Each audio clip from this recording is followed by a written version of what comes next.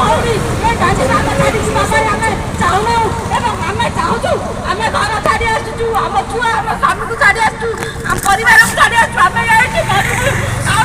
ସେ ସ୍କୁଲକୁ ଯିବୁ ନାହିଁ କିମ୍ବା ଏ ପରିବାରକୁ ମଧ୍ୟ ଆମେ ଯିବା ପାଇଁ ଚାହୁଁନାହୁଁ ଏଇ ନିଷ୍ପତ୍ତି ମାନନୀୟ ସରକାର ନିଅନ୍ତୁ ଏଇ ଭଉଣୀମାନଙ୍କର ଶୂନ୍ୟ ଖାଲିକୁ ପୂର୍ଣ୍ଣ କରି ପଠାଇବା ଘରକୁ ପଠାଇବାର ବ୍ୟବସ୍ଥା କରନ୍ତୁ। ମୁଁ ଆଉ ଅଧିକ କିଛି କହିପାରୁନାହିଁ ମୋ ଆତ୍ମା ଚାହୁଁନାହିଁ ଆଉ କିଛି କହିବା ପାଇଁ କାରଣ ଦିନକୁ ଦିନ ଆମର ଧୈର୍ଯ୍ୟର ସୀମା ଭାଙ୍ଗି ଯାଉଛି। ତେଣୁ ଆମ ଧୈର୍ଯ୍ୟକୁ ଦୃଢ଼ କରିବା ପାଇଁ ଏବଂ ଏଇ